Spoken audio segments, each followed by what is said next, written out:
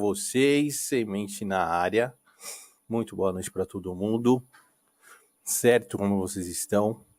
Começando mais um EP e dando aqueles recados que eu dou sempre no começo. Se inscrevam no canal, toque no sininho para receber as notificações. Se inscrevam no nosso canal de cortes do Cafofo, beleza? E quem tiver a fim de ajudar a gente na nossa campanha, ajude o Cafofo do Black a continuar existindo. Eu vou deixar o link, está aqui na descrição, e vou deixar o link fixado aqui no nosso chat. Beleza? Tô vendo que tá chegando já a galera. Grande David, Daniel, Gustavão, parceiro, tá sempre aí. Robson também tá chegando. Família. Eloni, beleza? Boa noite. Daqui a pouco tem mais gente aí. E nosso convidado de hoje, mago, escritor, cultista, e escreveu o livro dos demônios, grande Antônio Augusto Fagundes Filho. Vamos trocar uma ideia sobre tudo isso aí, sobre a história dele, vai ser massa demais, tá bom? Vou chamar o cara aqui para nós começar a nossa resenha. Tamo junto. E bora, Dani. Boa noite, Dani. Vamos lá, vamos resenhar, que eu sei que vocês curtem a resenha. Grande Antônio, meu parceiro, boa noite. Reverências, grande Semente. Salve, salve. Um prazer. Que isso, prazer é meu. Prazer é meu, e eu já curti esse clima dark side. Sim, é que a casa de um praticante de artes místicas, seja qual for, naturalmente se reveste de um caráter de templo. E eu tenho certeza que muitos dos que estão assistindo também têm o seu clima na sua casa. Sim. Né? E eu acho que expressa muito bem e ajuda a circulação das energias astrais, mágicas, emocionais que a gente trabalha, né? E hoje estamos trabalhando, mais uma vez, aqui na internet, falando com esse pessoal, não só os que vão aparecer aqui, os que estão, mas os que vão assistir depois também. É, sim, com certeza. Então é muito legal isso, é um ato verdadeiramente mágico. É um ato de encantamento que estamos fazendo. Eu acho muito um privilégio, acho muito legal isso. Não, eu acho muito bom. E, vou fazer aquela pergunta clássica que eu sempre faço no meu cafofo aqui. Como que foi o seu despertar para a espiritualidade, para as artes místicas? Como que começou isso aí na sua vida? Pois é. Então, como toda boa história, é uma longa história, mas, para resumir, a minha vida mudou quando a minha infância terminou às 7h30 da manhã de 31 de outubro de 1975. Eu tinha 14 anos e uma garrafa de álcool explodiu a 2, 3 metros de distância de mim e o meu corpo pegou fogo, eu quase morri queimado. Caraca. Muitos anos depois, eu viria a saber que 31 de outubro é o Dia das Bruxas, Halloween. Sim, Halloween. Mas o que eu não tinha me dado conta na época é que essa foi a minha iniciação. Eu sei, sério? vai parecer estranho para ti e para os outros, mas pegar fogo foi a melhor coisa que aconteceu na minha vida. Porque determinou um rumo que eu acho que não tomaria de outra forma. Esse acidente, por isso que eu disse, terminou a minha infância, aos 14 anos eu ainda era, isso em 75, os adolescentes de 14 anos como eu não eram como os de 14 anos de hoje. Tá. Isso desde logo fique bem claro. Eu era bem mais inocente, digamos assim. E esse contato prematuro com a morte, com a possibilidade de deixar de existir de repente, sem nem ter vivido, e de ter ficado com marcas terríveis do fogo no meu corpo se desmanchou em chamas e coisa e tal, e isso criou uma urgência filosófica, digamos assim. Aquilo, ao prejudicar a minha vida social de adolescente, que fiquei todo queimado com cicatrizes horríveis, por outro lado, gerou uma interiorização, uma introspecção, uma necessidade de mergulhar em mim mesmo e na filosofia, nos livros, em tudo que eu podia encontrar. E isso não só incluía os livros, mas incluía também ir em todos os lugares onde eu sabia que tinha magia. Então eu fui, Certo. desde adolescente, criou essa busca e eu fui aprender, fui ver como é que era, fui em tudo quanto era centro, fui em centro espírita, não fui em igrejas. A questão não era essa, eu estava procurando respostas mais profundas, porque em termos assim filosóficos, essa experiência de quase morte, digamos assim, me despertou um sentimento conflituoso em relação ao que a vida queria de mim. Sim. E eu fiquei pensando, mas que punição, que tormento é esse? Por que eu estou sofrendo isso? Agora, com 60 anos de idade, eu vejo claramente que esse porquê que me despertou na época é o combustível dos filósofos, é o material das ciências ocultas e é o motor da caminhada dos buscadores, daqueles que vagam pelo labirinto da vida, procurando saciar a sua eterna fome de respostas, que é o que nós temos e é o que nos une também. É preciso explicar a si mesmo a própria vida. A pessoa precisa se identificar com a vida que tem, sentir que está fazendo aquilo que ela nasceu para fazer.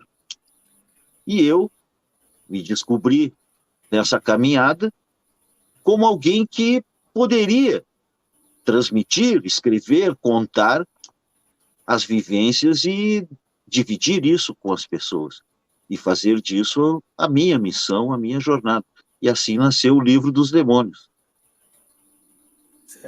Meu, essa sua iniciação aí foi power, hein, Antônio? Foi sinistra. Caraca, velho. Só para você ter uma ideia, essa mão, que agora nós vemos aqui, cheia de anéis, com 5 dedos, direitinho, todos se mexem muito bem. Durante um mês, ela foi a mão do gato de Schrödinger.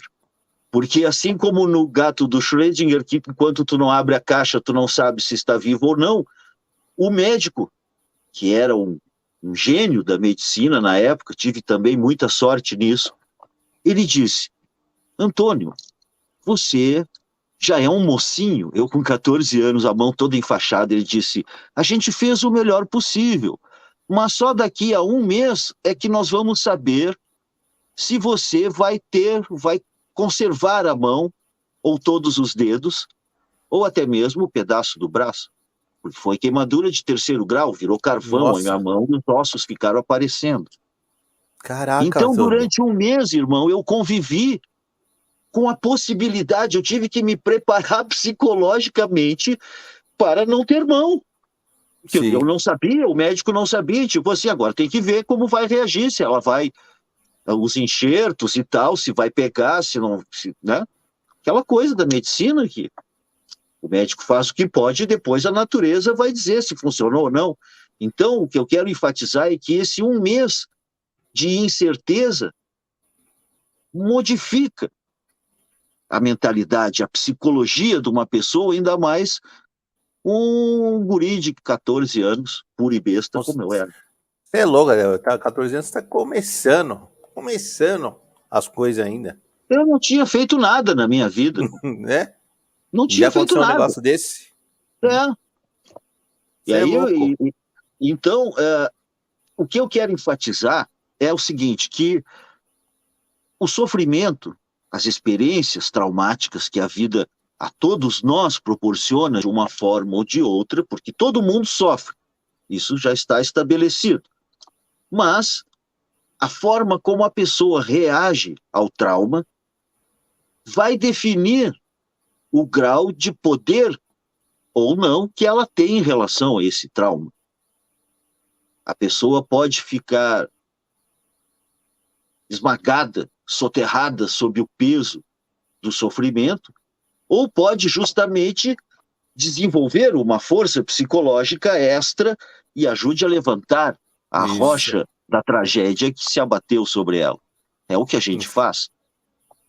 Por isso que eu digo que apesar, a minha formação acadêmica é no direito, eu sou bacharel em direito, mas meu pai tinha mestrado em antropologia, uma vasta biblioteca, estudei muito sobre religiões primitivas e todas essas filosofias e inclusive magia e tudo, tinha o ponto de vista antropológico sobre essas culturas. Então eu gosto de ler e me instruir e tal. Fui o orador da turma na faculdade, mas o importante é que, como eu costumo dizer, eu nasci na rua e fui criado na calçada. No sentido de que, quando eu finalmente saí do hospital aos 14 anos, todo queimado, mancando, porque eu tive que aprender a caminhar de novo, porque a minha perna ficou toda ruim, olha que treta. Meus pais, que eram advogados, tanto meu pai quanto minha mãe, me deram a chave da casa, com 14 Certo. anos, e disseram, garoto, né? Sei lá, faça o que tu queres, entendeu? Né? Então, eu saí a mergulhar na noite e seus mistérios. Comecei a conhecer os bares, a vida noturna, o povo da rua, É. E a noite é toda a sedutora, hein? malandragem. A Né? noite é sedutora demais, a noite, cara. Isso, sedutora Nossa, e muito. também instrutiva, pedagógica. A gente aprende muito com as coisas que vive e com as coisas que assiste nessas Isso. aventuras. Então, eu sempre enfatizo isso, que não só, digamos, a minha chegada na magia é através de um estudo filosófico, que eu estudei culturas, religiões comparadas, o escambau, estudei o máximo e estudo o tempo todo. Então, o que eu mais fiz na minha vida foi ler. Mas, por outro lado, o conhecimento prático da vida real, das pessoas que sofrem de verdade, daqueles que são outsiders, que são os marginalizados, os invisíveis da sociedade. Eu aprendi muito com mendigos, com garotas de programa, com bandidinhos, com alcoolistas, com loucos de todo gênero.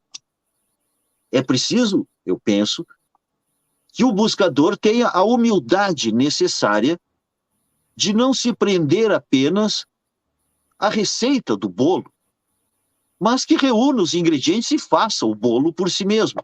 Em outras palavras, o mapa não é o território. Ler o cardápio não mata a fome. A É isso aí. palavra cão não morde, certo?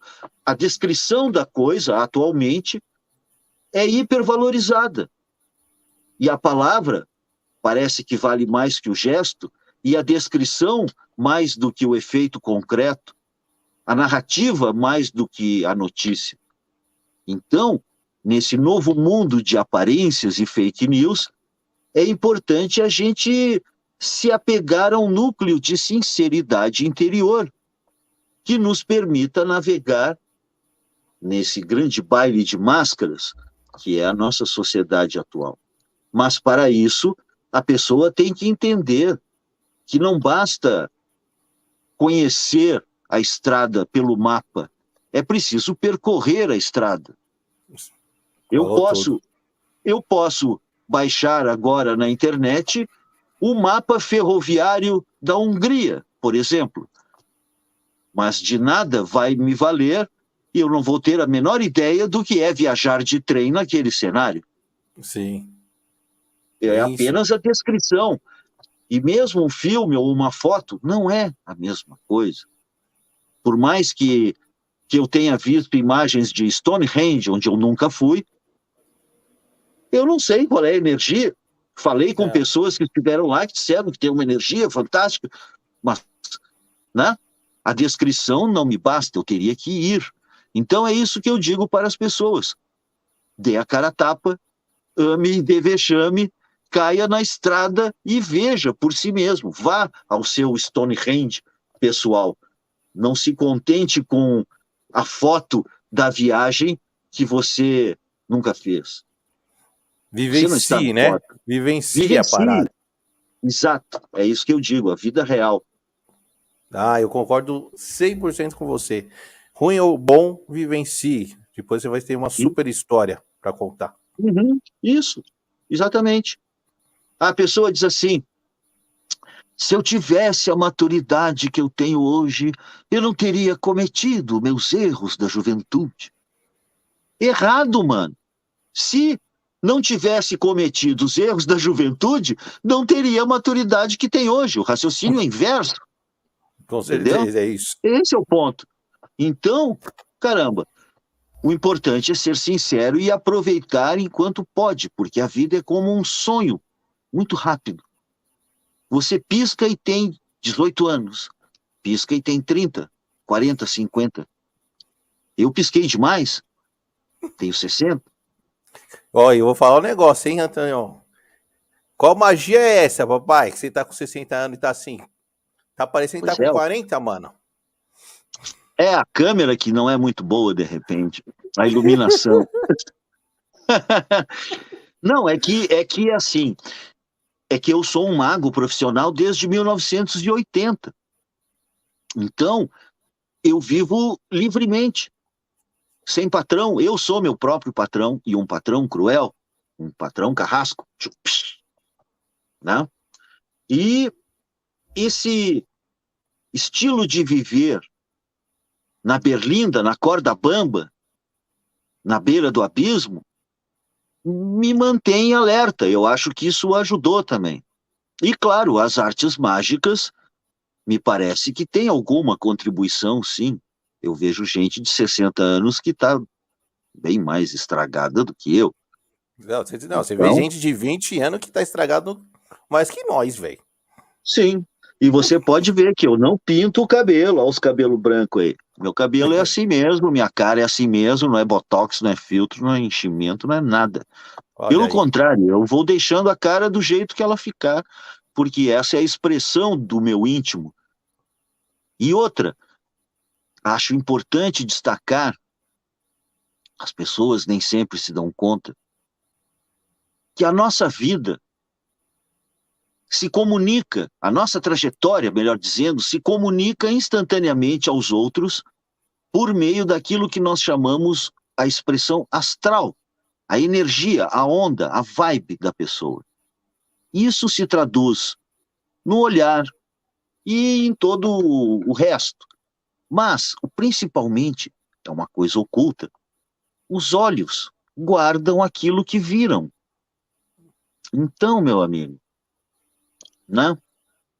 As pessoas olham nos meus olhos e nos de outros bruxos e dizem, essa pessoa viu coisas estranhas, sobrenaturais. E quanto mais vivido, eu andei pelo mundo, fui a vários lugares, vi bruxos e bruxas e coisas incríveis pelo mundo afora. Então, todos esses horizontes todas essas experiências se traduzem nessa energia que a própria pessoa, no caso eu, emana. Se eu escrevi o livro dos demônios. Se eu fosse outra pessoa, eu não poderia ter escrito. Se eu fosse, digamos, um professor de geografia aposentado do interior de Minas Gerais, que resolveu escrever um livro sobre uma viagem ao inferno, ele não ia conseguir. E mesmo que conseguisse, o livro seria oco, vazio. Ele não encontraria amparo. As pessoas iam olhar e dizer: o quê? Tu? Tá dizendo que tu foi ao inferno, tio? Com essa tua carinha? Tu não tem cara de que foi ao inferno.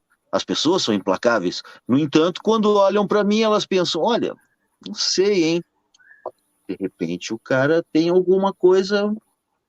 Porque sempre fica um pouco de perfume nas mãos que oferecem flores. É um clichê, mas...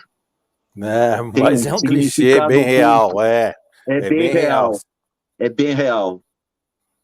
Então, como eu escrevi um tratado sobre o medo, que o livro dos demônios, na verdade, é isso, entre outras coisas, mas principalmente isso,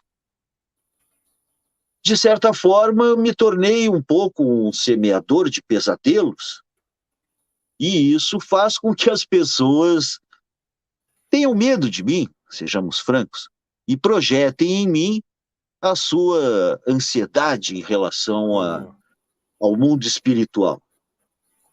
E, na verdade, não é nada disso.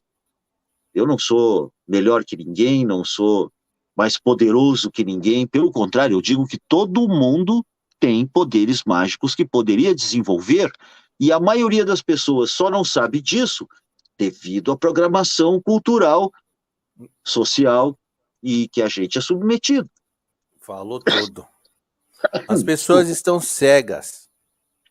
Sim, e elas acreditam na narrativa que lhes diz, por exemplo, que você não pode adivinhar as coisas. Está errado.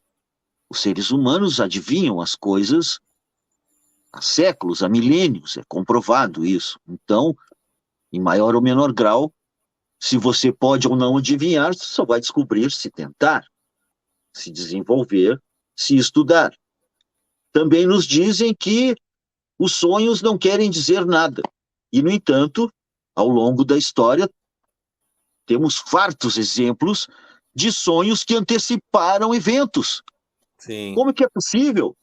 E veja, eu me refiro desde a mulher do Pilatos, lá na Bíblia, até o coitadinho do cara dos Mamonas lá, que também sonhou. Sabe, a mulher do Pôncio Pilatos disse que tinha sonhado com Jesus, que não matasse Jesus, não sei o quê. Tá ligado que tem essa história, né? Sim. 2000 anos atrás. E ao longo da história, N incidentes, uma série infinita de pessoas que sonharam coisas que depois se revelaram concretas. Então, como é que a pessoa pode sonhar com o futuro? E a ciência não explica isso. E eles dizem que isso não pode acontecer, e, no entanto, está acontecendo agora mesmo. A ciência nos diz, e isso é um passo avançado, eu acho, desmistificar isso, a ciência nos diz que ninguém pode ouvir os seus pensamentos, que os pensamentos de cada um são reações eletrobioquímicas que ficam restritas ao seu próprio cérebro e que ninguém pode ouvir o que você está pensando. Pá, errado novamente. Muita gente ouve ou pode ouvir o que você está pensando. Entidades, anjos, demônios, os seus ancestrais, a vovozinha que morreu pode estar ouvindo os seus pensamentos, e outros, bruxos, bruxas, e talvez até organizações de espionagem tenham jeitos tecnológicos de ouvir os pensamentos das pessoas. Não duvido nada disso. Não duvido. Quanto a isso da espionagem, não temos evidências, mas em relação a outras pessoas ouvirem os pensamentos, isso também é fartamente comprovado. Então, eu acho que isso evidencia a necessidade da gente levar a sério os nossos próprios poderes mentais. E, por exemplo, entender que quando a gente odeia alguém e pensa nessa pessoa com raiva, você está agredindo, ferindo essa pessoa. Mas, ao mesmo tempo, está se desgastando e ferindo a si mesmo também. Porque, esotericamente, em termos mágicos, somos todos um. É o que os demônios mesmo repetem no inferno. Até eles sabem disso. Humanos, demônios, anjos, animais, árvores, estrelas, areia, cada grão de areia da praia, somos todos um. Todos os seres, todas as coisas que existem, por esse ponto de vista propriamente panteísta, tudo o que há, incluindo nós, é a expressão de uma consciência única, máxima, que está sonhando tudo isso por seu próprio prazer e benefício. É sempre bom lembrar que no hinduísmo, os antigos sábios, os rishis, diziam que o mundo é o Deva-lila, o brinquedo dos devas, dos deuses. Dos deuses. Homero dizia que os deuses tecem desventuras para que as gerações futuras tenham o que cantar. Ou seja, que toda a trajetória humana, em última instância, acabará justificando a si mesma e que retornaremos todos para essa fonte amorosa que é a fonte de toda a vida e que é essa unidade que congrega todos os seres. Por isso que existe o inferno, o karma, os demônios e as consequências. E aqui também é importante, só para finalizar esse bloco, que dentro dessa perspectiva não existem prêmios nem castigos, existem apenas consequências. O inferno não é um estabelecimento carcerário de natureza penitenciária para onde as pessoas são enviadas contra sua vontade. Absolutamente.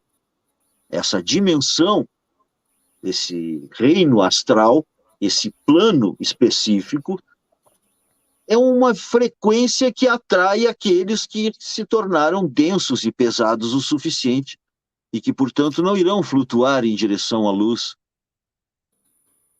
Não? Eles vão afundar pelo peso da própria consciência. Isso, falou. É isso. Tudo tem uma consequência. Ninguém vai, ninguém vai de graça. Esse é o ponto de vista. E também não são as nossas pequenas maldades ou trapaças ou pequenas mentiras que fazem parte da estrutura social, inclusive. Se a sua tia solteirona chega com um vestido ridículo e diz: "Fiquei bem, sobrinho", você não vai dizer: "Putz, tá horrível, tia. Você ficou mais gorda ainda", por mais que seja verdade. Muitas vezes, a simulação e, por que não dizer, a mentira, se tornam instrumentos necessários como um lubrificante da vida social, para que as pessoas não entrem em atrito constante, porque a verdade é terrível. A verdade é sempre mais espantosa do que imaginávamos. E as pessoas dizem: "Conhecereis a verdade, e a verdade vos libertará", João 8:32.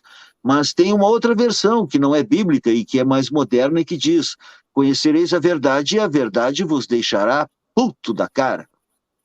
Puto da cara. Nem todos estão preparados com a verdade. Então, e nem todos querem saber a verdade também, né, Antônio? Se negam. Isso, dizem que o Buda falou que não se deve despertar os que dormem e não se deve tirar os brinquedos das crianças, no sentido de que a interferência na evolução espiritual de cada um nunca dá certo.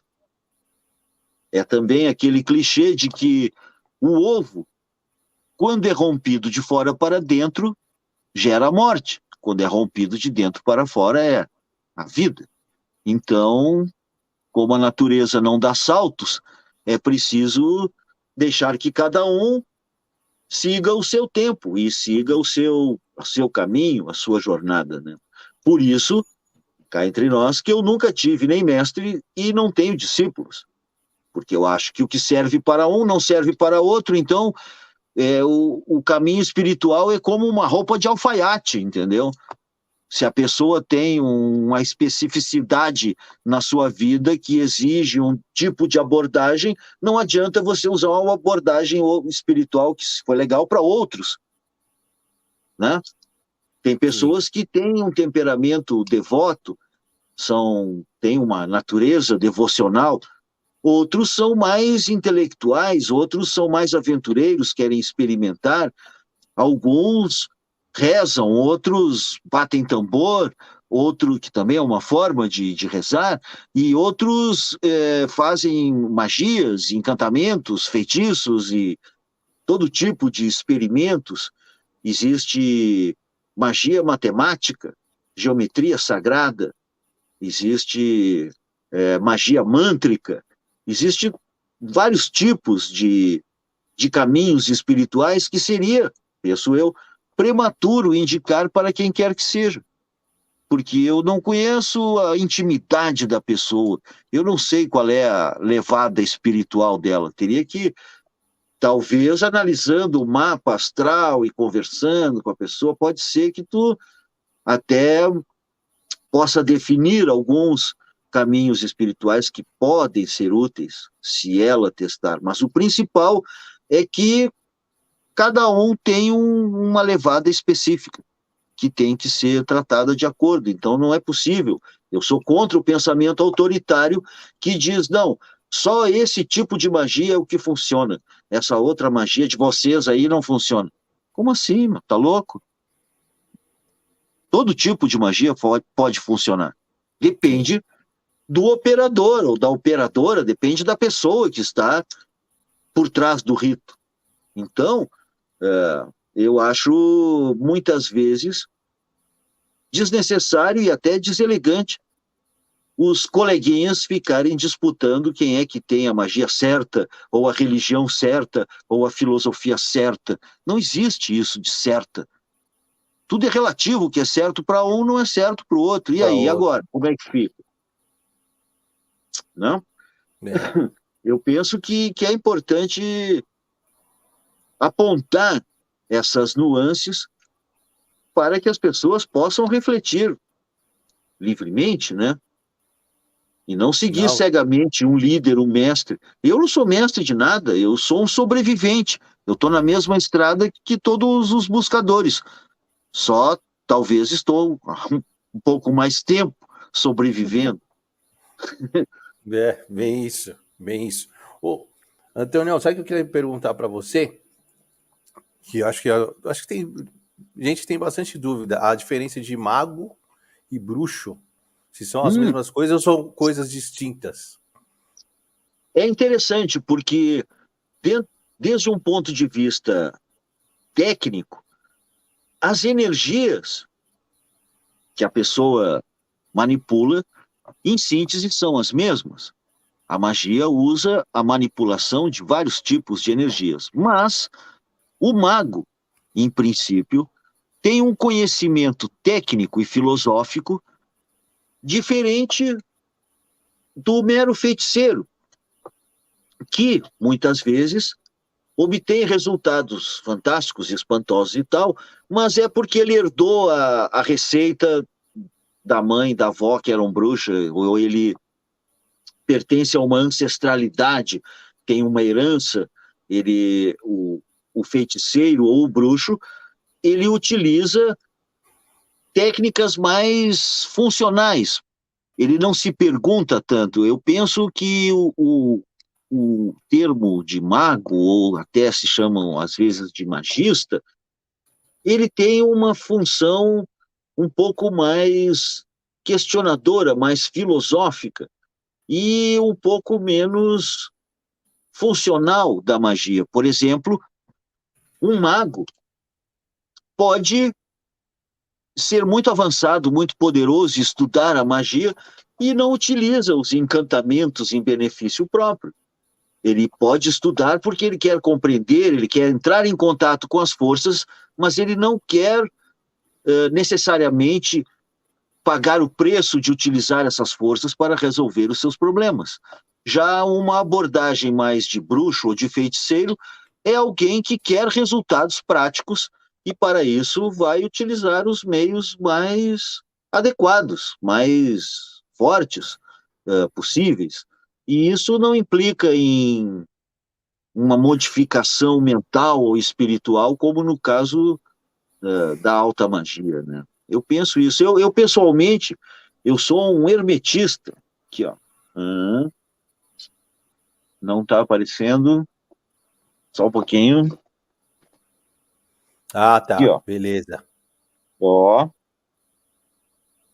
Né? Esse símbolo Geometria quer dizer... sagrada. Ah, legal. Isso é o princípio chamado Φ, a proporção áurea, que é o princípio da harmonia da natureza, é a origem dos fractais e tudo vira fractais no final das contas, né, em termos da geometria sagrada. Mas essa é uma abordagem, digamos, de natureza contemplativa. O cara medita, reflete, ele quer mais conhecer e entender o poder dessas forças do que utilizá-las a seu favor. Mas, tecnicamente, tanto o mago quanto o bruxo, ou feiticeiros em geral, e as bruxas, as sacerdotisas, as magas, isso tudo é óbvio que aqui não fazemos nenhuma diferença de gênero, e a questão do gênero é indiferente na magia. A pessoa pode ser de qualquer opção sexual ou qualquer gênero, que não vai fazer diferença. Não é isso que importa na manipulação da energia mágica. O que importa é o controle mental, o controle das emoções, o controle dos atos que a pessoa simboliza em seus ritos, e a partir daí obtém os efeitos mágicos, né? Eu, por exemplo, me chamam de bruxo Fagundes, mas é meio que inexato. Eu não sou um bruxo. Assim, a gente pensa que um bruxo é uma criatura agressiva, competitiva, sim, perigosa, alguém que vai sair vuduzando todo mundo, sabe, que se vinga por meios mágicos e ataca as pessoas. Eu não faço nada disso. Acho que, inclusive, saber perder com elegância foi um dos poderes que mais me serviu, né? Em situações onde eu fui abandonado, ou prejudicado, ou ignorado, eu simplesmente me afastei e fui embora. Eu não vou chegar numa encruzilhada e incomodar uma entidade qualquer pedindo vingança porque não sei quem não me chamou para o programa de televisão dele, sabe? Que nem as pessoas fazem. Eu acho isso um absurdo. Eu penso que não fica nem bem, e acho que a entidade iria dizer: pô, Antônio Augusto, que isso? O que deu em ti? Isso não combina contigo, sabe? Eu não compactuo, porque eu acho que tudo tem um preço. E o preço de satisfazer essa vaidade da vingança, vou mostrar para eles que eu tenho poderes mágicos, vou enfeitiçar todo mundo para me vingar, para alguns pode ser que pareça suficiente, ou que se justifique, mas do meu ponto de vista é um gesto de imaturidade. O melhor que a gente tem a fazer é dar as costas ao inimigo e ir embora. Ir embora, com certeza. Eu não utilizo as artes mágicas para me vingar, ou enfeitiçar, ou agredir, ou fazer essas coisas que as pessoas acham que um bruxo faz. Eu não sou competitivo, eu não quero provar nada, eu estou aqui na minha. Que eu tinha a provar, eu fui colocar em 404 páginas do Livro dos Demônios. Ô, Antônio, tem uma outra coisa também que eu queria que você falasse. Eu acho que a galera da live aqui tem consciência disso, mas tem muita gente que eu já vi meio que dá uma viajada no lance de tipo, aí ó, o livro, ó, daqui a pouco a gente vai falar dele. Uhum. Muita gente dá uma viajada no tipo, quando vê mago, fala mago, bruxo, e acha que é uma parada tipo Harry Potter. Uhum. Você vai fazer uns poderes aí com luz e que nem na TV. E não é isso, né? Sim, Parada, claro né? que não é isso, mas não quer dizer que o impossível não esteja ao alcance, e está. É possível causar efeitos mágicos que, embora não tenham o efeito de luzes de computação gráfica do Harry Potter, têm efeitos concretos Sim. e resolvem o problema e, às vezes, resolvem mais do que a gente imagina. Então, assim, o meu problema com o Harry Potter, da bem a real, é uma questão aristocrática, porque naquele universo as pessoas nascem bruxos ou nascem trouxas. Trouxas, isso. Então, eu acho que isso é o mais distante, porque cria um conceito elitista, entendeu? As pessoas acham que, não, mas a magia é só de uma determinada família, ou de uma determinada etnia, ou de uma determinada sociedade secreta. Pouco importa. A magia não é propriedade de ninguém. A magia é um atributo natural do ser humano que nos acompanha desde a noite dos tempos. Desde os primeiros registros escritos, já tinha encantamentos, feitiços, maldições em tábuas cuneiformes. E vai existir mesmo que o mundo acabe e a civilização se expanda para outros planetas, vai haver a magia, vai haver os operadores do sobrenatural, homens e mulheres inspirados, iluminados e em contato com essas realidades invisíveis para a maioria das pessoas, que, como tu mesmo observou, estão adormecidas pela narrativa predominante do sistema, que diz a elas que elas são apenas animaizinhos indefesos, meros aglomerados de carbono sem poderes mágicos. Estão errados. Aliás, tanto estão errados que estamos vivendo um renascimento ocultista, um tipo de renascença mágica. No mundo inteiro, as pessoas estão cada vez mais procurando esses caminhos todos. E aí, como é que fica? A magia voltou com força total. Verdade, tem se falado bastante, né? E é uma moda. As pessoas querem ser bruxo, querem ser bruxa, querem conhecer os demônios, querem chamar os anjos, querem ler o tarô. Eu acho positivo, acho saudável e acho que é até inevitável na medida em que é o pêndulo do pensamento coletivo que, depois de estar no extremo da repressão pseudocientífica do século XIX, veio vindo, e agora, no século XXI, descobre a magia e os poderes espirituais e a natureza espiritual do ser humano. E esse é o ponto, que somos criaturas espirituais tendo uma experiência humana e não o contrário. Esse que é o segredo da coisa. Da hora, da hora. Muito bom. Ô, Antonião, e o livro, cara? E o grande livro aí que você escreveu, como que foi essa viagem? Como que foi tudo isso aí para escrever esse livro, cara? Foi terrível. Foi um momento sem luz da minha vida. Durante quase um ano, eu tive essa sequência de visões todo dia da meia-noite às 3 da manhã. Mas cabe observar que em muitas, isso era todas as noites, menos na noite de sábado para domingo. Mas em muitas dessas visitações noturnas, essas 3 horas da meia-noite até as 3 da manhã, para mim que estava lá, duravam 3 semanas, por exemplo. Teve jornadas que eu fiquei, parecia meses, perdido, vagando, sofrendo. A gente não visita o inferno, a gente sofre o inferno. Eu fui lá deixando os pedaços.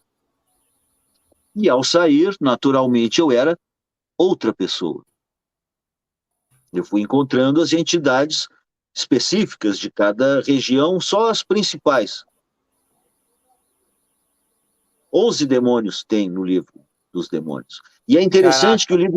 o livro dos demônios, originalmente, era de 97, porque ele sucedeu à experiência, que foi ali 95, 96, que foi quando tudo aconteceu.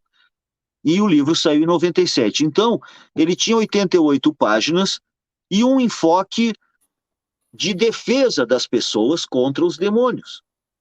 Era um livro com um enfoque cristão, citava a Bíblia e ensinava orações e tal. Esse livro consta nessa nova edição. Só que depois dele vem a versão 2019, que é o Ah, Liber Demonorum, que é a versão hardcore, contando em 300 páginas sangrentas o que estava oculto na primeira versão. Então as pessoas estão gostando bastante dessa revelação, assim. Primeiro da ela lê o hora. livrinho que parece um manual técnico e depois ela vê a jornada profunda em todos os detalhes. Entendi. Entendi. Uhum. E como que foi esse encontro? Você encontrou os 11? Encontrei 11 e mais alguns pelo caminho também, porque alguns deles não quiseram me receber e mandaram entidades subsidiárias para me guiar. Sério? Eu tinha que fazer como um correspondente de guerra. Eu tinha que fazer um relato do que eu vi, do que eu experimentei em cada região e explicar cada demônio. Qual a vibração, qual é a frequência, qual é a função deles dentro do multiverso. E nem trabalhamos mais com o conceito de universo, né? Não, Existem agora vários. é multiverso agora. Agora é multiverso. E eu não me Multiverso. refiro a história em quadrinhos ou algo assim. Me refiro ao multiverso real. É Mas quando interessante também observar que na minha pesquisa sobre infernos, no livro dos demônios tem 14. Tem um capítulo final sobre demonologia comparada e tem 14 infernos basicamente iguais em 14 civilizações que não tiveram contato entre si. E todas é? elas, 14. Esses infernos são sempre subterrâneos, sempre tem os demônios, que uns chamam de Oni, os japoneses chamam de Oni, os hindus chamam de Rakshasa, e cada povo tem os seus demônios específicos, mas em síntese eles são iguais. E o conceito é de que é necessário uma região apartada para os piores entre os humanos sofrerem aquilo que eles causaram, para poderem, digamos, purificar essa energia. Porque é aquilo que eu disse, a nossa dor, as nossas emoções, os nossos pensamentos, a nossa angústia, o nosso amor, tudo isso são energias que ecoam no universo e no multiverso e que o criam constantemente. O universo é um sonho compartilhado. Mas os demônios se alimentam dessas energias de sofrimento que o livre-arbítrio dos humanos causou. Então, é importante destacar que os culpados não são os demônios. Os culpados são os humanos. É a mesma coisa que culpar o urubu por comer o bicho que o caçador matou. Não foi ele que matou. E alguém tem que comer aquela carcaça que está lá infectando a pradaria, digamos. Então, alguém precisa filtrar essas energias, devolvendo a fonte originária, ou seja, aquele humano cujo livre-arbítrio, que era mais importante do que ele pensava, criou. Então, a pessoa que comete barbaridades ou que afetam muita gente, essas pessoas é que vão para esse reino. Não gente comum como nós, que mentiu para a professora ou que teve pensamentos impuros com a vizinha. Isso não interessa, isso não condena ninguém e cada um é que condena a si mesmo. Então, Eu penso que esse trabalho do Livro dos Demônios é, acima de tudo, libertador, humanista, e mostra que nós somos mais poderosos do que pensávamos. E que, inclusive, anjos e demônios disputam o nosso livre-arbítrio. Então, Cara, é preciso redimensionar a condição humana diante das entidades. o Antônio, o Medeiros aqui falou um negócio que é bem interessante, que é verdade. Ele tá falando aqui que a sua história é bem parecida com a do Doutor Estranho, do lance das mãos. Hum, acho que sim, de fato, ele utiliza É, bastante as mãos e eu e ele teve um utilizo problema. também, eu faço, as mãos Não, e ele teve um são problema nas ferramenta mãos, mais. né? Igual você. É Uhum, bem. isso, eu queimei a mão, tive a minha mão, é uma mão que é um milagre da medicina. É Eu bem todo sou um parecido. milagre da medicina. Verdade, verdade. Hum. E nessa sua viagem pra lá, você lembra como que é lá, assim? Você quer passar um pouco Sim, pra galera? Como que é? Eu acho que o é, pessoal tem interess curiosidade. é interessante que o inferno é tailor-made, ele é customizado para cada observador. É uma região como a dos sonhos. Cada coisa que aparece exerce um efeito emocional no observador. Então, de certa forma, é como uma réplica de um universo que nós já conhecemos, mas que recusamos aceitar. O inferno é feito de cidades, e vilas, e ruínas, e desertos, e pântanos, e montanhas, e áreas geladas, e abismos, e fortalezas que parecem monstros, e cidades enormes, como São Paulo ou Nova York, mas cheias de fogo, e explosões, e gritos, e fumaça, e um Hum, clima de que algo terrível está para acontecer a qualquer momento, e todo mundo briga com todo mundo.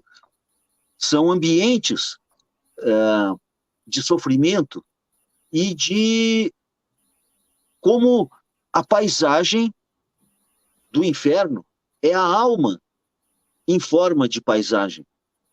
São as desolações e as aflições humanas criando ambientes, paisagens, cenários que as entidades habitam e utilizam. E há pequenas variações nesses reinos. Alguns são mais urbanizados, outros são mais áridos, mais desérticos, alguns parecem um planeta estranho. O mundo dos pesadelos é que é o parâmetro para a gente entender o inferno. Os pesadelos são fendas para o inferno e cada pesadelo a pessoa habitou no inferno por algumas horas. Então, aquele sentimento de opressão, de não entender da onde vem essa ameaça, sabe aquela coisa do sonho, que uma coisa é outra coisa, e havia um não, é clima muito. no ar, e que algo horrível, que eu não sei direito o que é, está para acontecer, e a pessoa tem medo, e não consegue fugir, e se ela tentar correr, ela anda em câmera lenta, e essa opressão, essa perda da esperança, é que traduz perfeitamente o sentimento de viajar por essas paisagens inóspitas, criadas pela maldade humana. Sim. É, vamos Em dizer outras que. palavras, Hum. o inferno é a alma humana em forma de paisagem e cenários. Então, vamos dizer que o inferno é personalizado. Personalizado é, mas existem alguns critérios básicos. Na região de Beelzebub, por exemplo, que é o da putrefação e é o regente atual do inferno, a pessoa, o viajante ou o desafortunado condenado, vai habitar um reino de coisas podres, tudo se arrasta, manca, rasteja, tudo é incompleto, perfeito, imperfeito, nojento, fedido. No reino de Lúcifer, a pessoa vai ver entidades poderosas numa grande cidade, entidades perigosas, opressivas, agressivas, entidades bonitas, entidades que têm um poder que é correlato ao do seu mestre, que é Lúcifer. E assim por diante. No reino de Satã, que é uma natureza reptiliana e é o siamês de Lúcifer, que não se confunde com ele, o ambiente é reptiliano. É cheio de répteis e de uma forma que... Porque assim, eu tenho um grande amor pelos animais e o meu amor pelos animais não exclui os répteis. Eu gosto também de crocodilos, serpentes, tartarugas, não tem problema com répteis. Mas, nessa área do reino de Satã, as criaturas apresentam traços reptilianos que são bastante agressivos, ameaçadores, perturbadores. E assim por diante. Eu fui a regiões de confusão mental no reino de Mefistófeles, onde as respostas se confundem e a pessoa é levada à loucura mais completa, porque ela não consegue entender o que é real, o que não é real. Eu atravessei a esfera de Asmodeus, que é o da violência, da guerra, da mortandade, e é uma das mais perturbadoras, que realmente me pesou especialmente, e assim por diante. São 11 demônios, são 11 regiões, porque eles são entidades especializadas em administrar cada tipo de sofrimento que os humanos causam uns aos outros. É isso. Então, eu ia até te falar em cima disso, que você falou, se teve alguma região que assim te deixou bem perplexo, surpreso, bem... Fala, caramba! Várias, a maioria. Nenhuma delas eu achei que...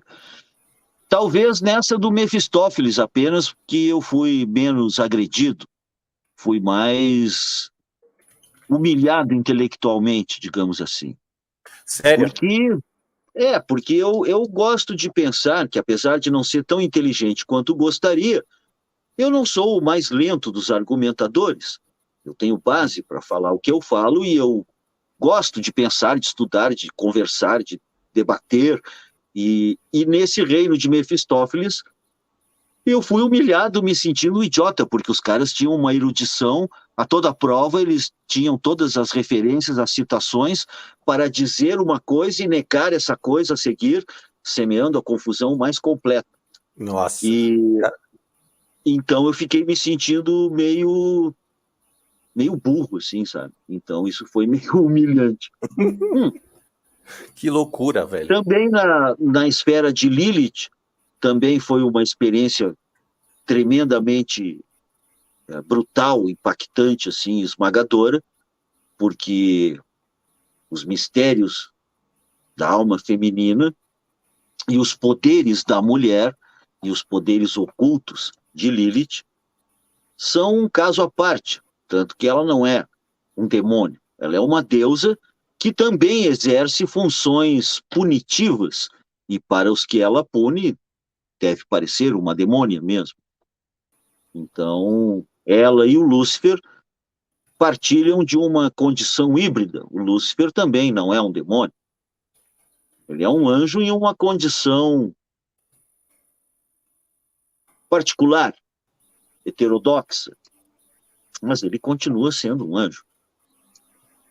Então, tem todas essas nuances, é um assunto complexo, porque a maioria das pessoas é ensinada a temer o diabo, como se fosse um cara só, uma entidade que é aquele de chifre, pijaminha vermelho com garfinho, né?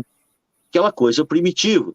Uma entidade que supostamente te leva a cometer o mal e depois vai te punir por cometer o mal.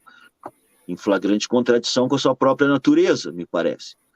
Não é assim que funciona. Não foi esse a estrutura, não foi essa a estrutura infernal que eu verifiquei. Pelo contrário, faz muito sentido e é uma estrutura importante e, em última instância, foi causada por nós, pelos humanos.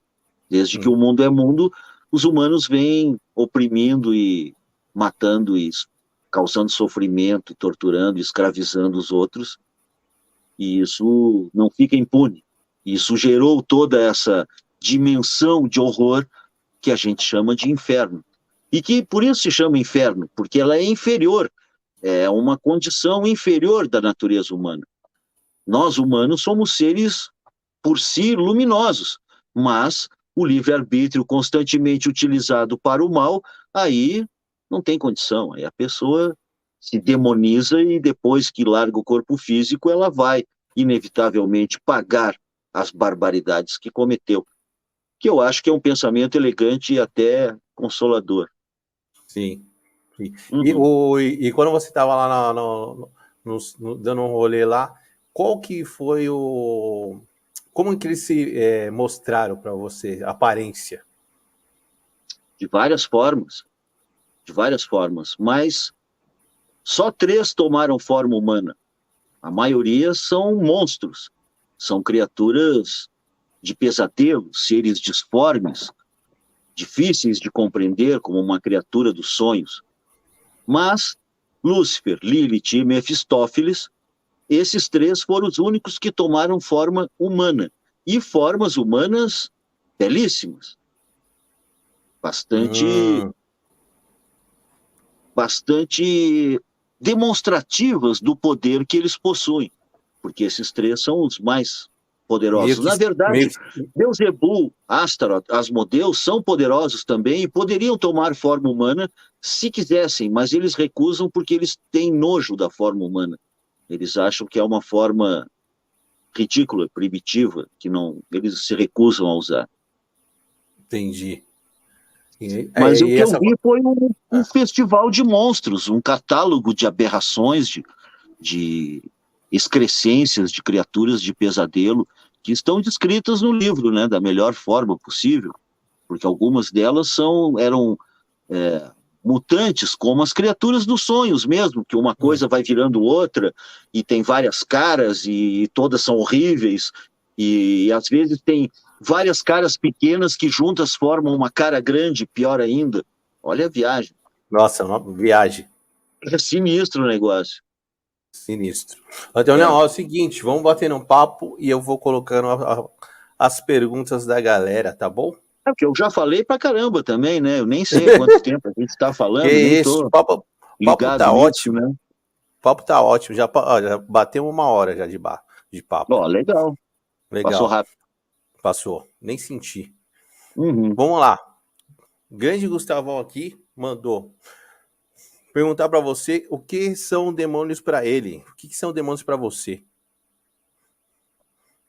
São essas entidades necessárias para o equilíbrio universal, para que se alimentem e que retribuam a maldade que os humanos causam a outros humanos. Porque a dor humana é sagrada, a vida humana é sagrada. E cada um que atira morre também. E quem cospe para cima, na cara lhe cai. E os demônios são os encarregados de direcionar o guspe na cara específica. É uma função bem justiceira, kármica, eu acho. Bora. Ó, minha parceira Dani aqui mandou. Pergunta, do ponto de vista do Antônio, quem é Lúcifer e o que foi a queda de Lúcifer? Então, embora Lúcifer seja uma criatura que está atualmente restrita e, por um tempo, até 1914, governou as instâncias infernais, ele é também o portador da luz, ele é uma entidade que traz respostas e que conhece os segredos da natureza. Lúcifer é o verbo da criação. Quando houve a criação, o faça-se a luz, que o demiurgo pronuncia, toma a forma de um cometa, um espermatozoide de luz, que dá a volta ao caos e, ao voltar, diz que não vai servir a essa ordem que ele ajudou a criar. Lúcifer é um espírito de libertação, de poder humano, e é uma entidade que, se por um lado pode ser destrutiva quando quiser, por outro, é um tipo de mestre que muitos ocultistas agradecem e trabalham. Então, tem uma natureza ambígua essa entidade. De fato, a questão da a queda dos anjos, como se chama, e que alguns chamam de rebelião, é descrita pelos demônios como uma fuga em massa, um motim, em que eles se rebelaram contra um sistema escravagista pelas mãos de um herói, que era justamente o Lúcifer, e que vieram habitar na Terra e com os humanos e também dos humanos, viver dos humanos. Então, a narrativa deles é que não foram expulsos do céu, eles fugiram porque quiseram, e que isso era o certo a fazer. Mas, na verdade, essa mitologia judaico-cristã, ela é um pouco tardia para explicar um fenômeno que outros povos anteriores também diziam, na medida em que estabeleciam que há a necessidade de entidades das trevas para que o equilíbrio do universo seja mantido e para que possa existir o próprio universo. No sentido de que não é possível pintar um quadro com tinta branca numa tela branca. Não é possível jogar xadrez só com quadrados brancos e só com peças brancas. A luz, por si só, seria uma forma de ofuscar e não daria ensejo à criação. É o contraste entre vida e morte, luz e sombra, e dor e prazer, e amor e ódio, e essas tendências, esse dualismo, que é o taoísmo, que é aquele símbolo do yin e do yang, que a luz e a sombra dançam entrelaçadas, possivelmente ao som da mesma melodia. Então, acho que essa é a questão do Lúcifer. Ele é o portador da luz e é muito útil para quem recebe a atenção dele, que é muito difícil de conseguir, né? Muitas vezes entidades menores se apresentam dizendo que são Lúcifer por uma questão de impor respeito, mas não quer dizer que sejam mesmo. Lúcifer é muito blasé, muito tedioso, muito desinteressado das nossas atividades humanas, na verdade. Entendi. Boa. Ó, mais uma pergunta aqui do Grande Medeiros. Pergunta se você estudou Goetia e que ele teve um trauma quando ele tentou estudar. Isso. Uhum. Pois é, eu tenho conhecimento apenas teórico.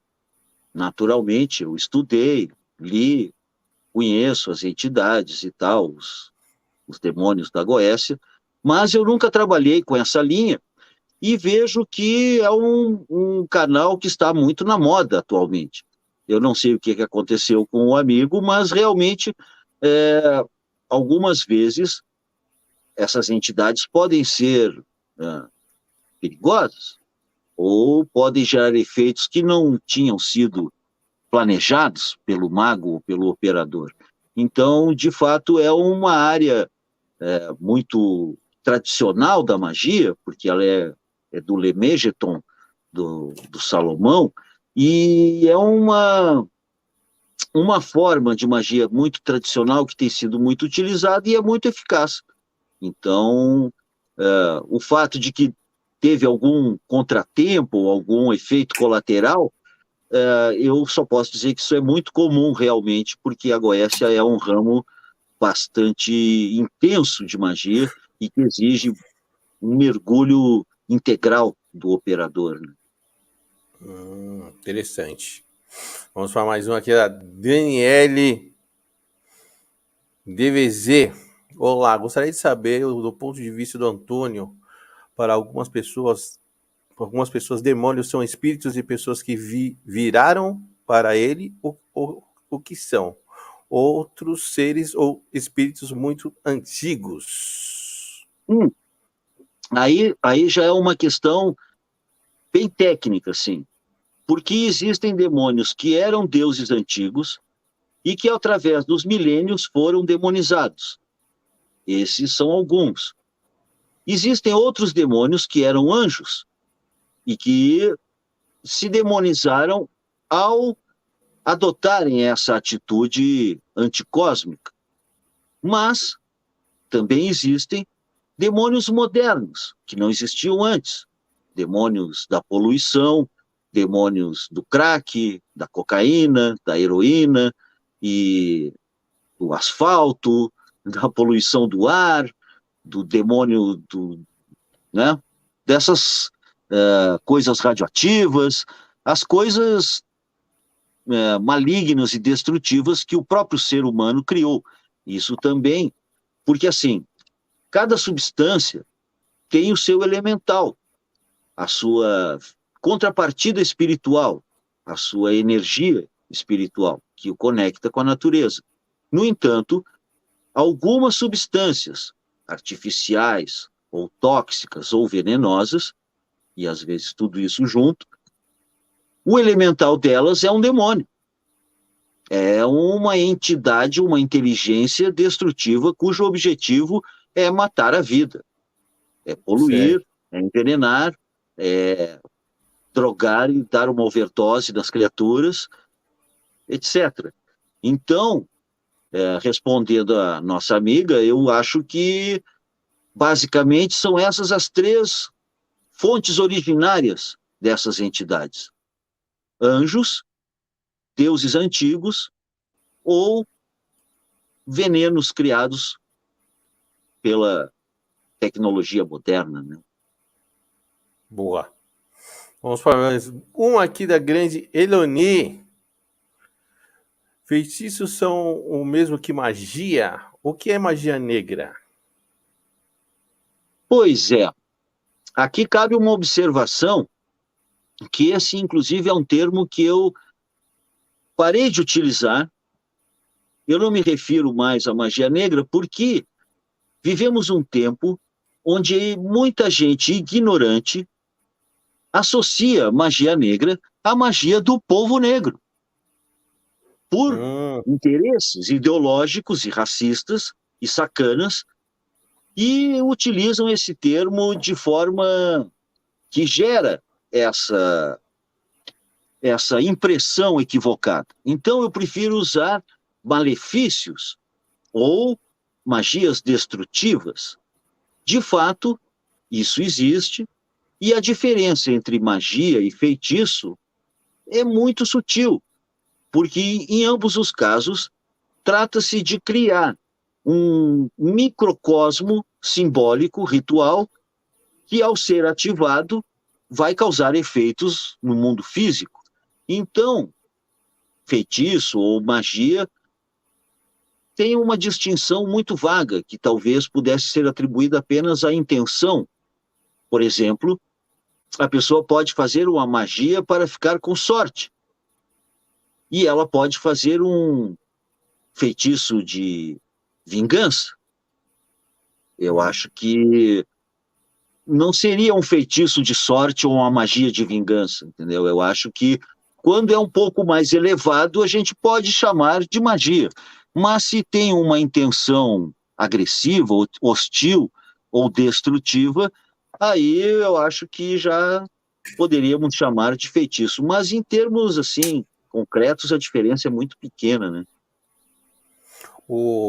e o feitiço ou a magia, ela pode se virar contra você?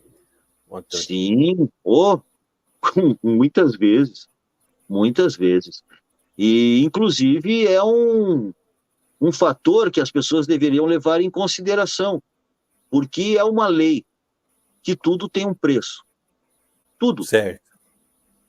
Um sorriso que te dão é o preço que estão te retribuindo por alguma coisa boa que a pessoa sentiu que você deu a ela. Tudo é uma retribuição. E então, como eu disse, sempre fica um pouco de perfume nas mãos de quem oferece flores. Então, se você oferece enxofre e, e fogo e trovão, né, é bastante provável que isso ocasione um efeito de rebote e que um encantamento que seja mal planejado ou que seja uma expressão muito tosca e violenta, impulsiva e irrefletida, muitas vezes volta, sim, contra o feiticeiro, né? É como eu disse, quem cospe para cima, na cara lhe cai. Verdade, boa. Vamos lá, ó, o Robson Silva mandou um aqui para você também. O que ele diz de Jesus? Jesus. Pois é, eu me sinto um pouco à vontade para comentar religião alheia. Esse é que é o ponto principal. Talvez os amigos já tenham percebido que eu não me alinho entre a doutrina cristã. A única coisa que eu tenho em comum é que eu trato os outros como eu gostaria de ser tratado. Acho que esse princípio, que eu me atrevo a sugerir que é universal, é mais do que suficiente para nos manter em harmonia com a vida, com a natureza, com os outros humanos e com quem quer que seja a divindade que está encarregada deste dramático espetáculo da vida que estamos assistindo. Então, eu respeito as pessoas que têm uma devoção sincera, as pessoas que tentam, de fato, imitar o exemplo de Jesus. Eu acho isso tudo muito positivo, mas, por outro lado, muitas vezes é problemático a utilização, o uso do nome de Jesus para todo tipo de preconceito, intolerância e perseguições diversas, e aí, nesse sentido, eu vejo que isso está, inclusive, muito distante do que me parece que Jesus pregava. Então, esse que é o meu ponto de vista, né? E acho também que as pessoas são pouco parecidas com Jesus, o seu fã-clube, na medida Falou em tudo. que são agressivas, são hostis, são maldosas, são maliciosas e, né, não estão, me parece, em conformidade com amai-vos uns aos outros, como eu vos amei, que ele falou. E, já que estamos no assunto Jesus, sou forçado a comentar que Jesus xingou todo mundo ao dizer que os humanos são maus. As pessoas, em geral, não se dão muito conta dessa passagem na Bíblia, mas ele diz: quem dentre vós, se o filho lhe pedisse um peixe, lhe daria uma serpente? Ou, se o filho lhe pedisse um pão, lhe daria uma pedra? Pois se vós, que sois maus, sabeis dar boas coisas aos filhos, muito mais o Pai que está no céu, tarará, tarará. Mas a parte importante é, vós que sois maus. Jesus foi bastante explícito, ele conhecia a natureza humana. E outra, em outro momento da Bíblia, quando Jesus está passando, alguém diz, ó bom rabi, que era um título espiritual, né, como bom mestre. Jesus para e volta e diz para a pessoa, por que me chamais de bom? Só Deus é bom. Eita! Se o próprio Nazareno dizia que ele não era bom, se ele disse que vós que sois maus, então eu acho que as pessoas deveriam cultivar um pouco mais a autoobservação e a humildade. De certa Sim. forma, aqueles que batem no peito para dizer que são cristãos, muitas vezes não têm espelho em casa. São os E eu primeiros a não... apontar o dedo, né? Exatamente, e a jogar pedras no seu irmão porque segue outra religião, ou porque é de outra denominação, ou porque é amigo do diabo, ou não sei o quê. E tudo é do diabo, e está amarrado, e é uma atitude hostil, beligerante, que só aumenta a violência. social e religiosa que estamos vivendo no Brasil atual. Então, eu penso que onde há intolerância e preconceito, não há o amor. Sim. Portanto, Jesus de lá está ausente. Eu não acredito em nada do que as pessoas falam. Eu acredito no que elas fazem. Pronto. Falar As todo mundo pode pessoas. falar um monte de coisa, né? Falar é fácil. Qualquer um Todo mundo pode pode. falar o que quiser. Mas assim, vivemos em um tempo onde a cara de pau é ostensiva. E tu vai me desculpar, mas eu vou ter que citar esse exemplo, que é o seguinte: muitas vezes as pessoas estão urinando na nossa cabeça e nos dizem que chuva, não, quer comprar um guarda-chuva?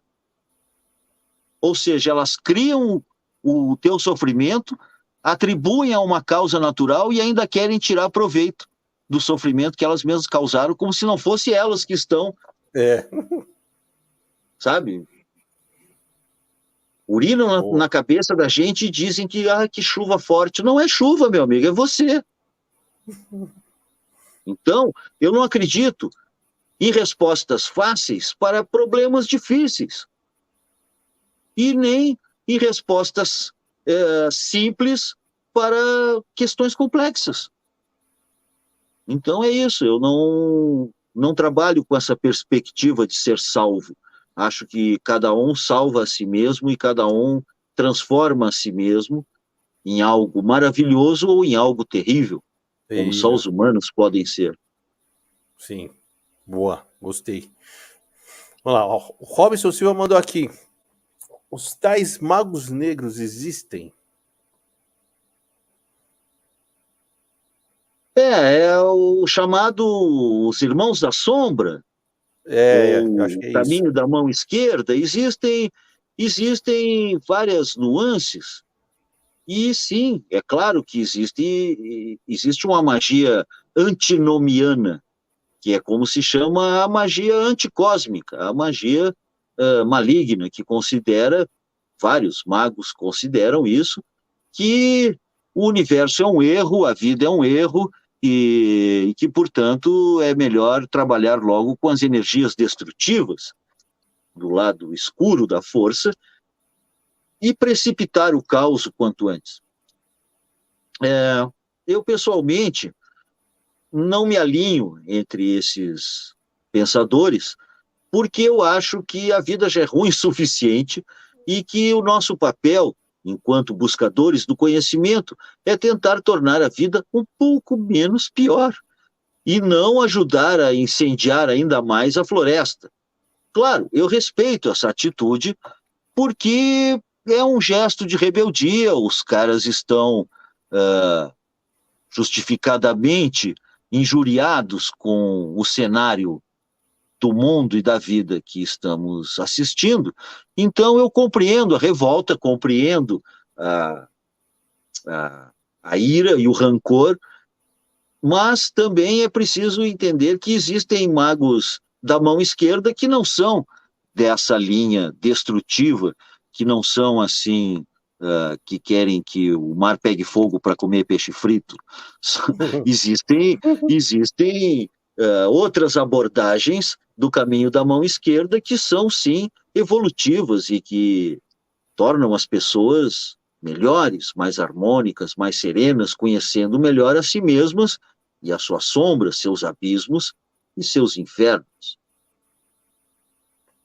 Boa. Boa. Vamos para mais uma do Roger aqui. Grande Roger. Pergunta para ele se ele já teve experiência de viagem astral, saída do corpo. Se sim, como foi? Sim, várias, naturalmente.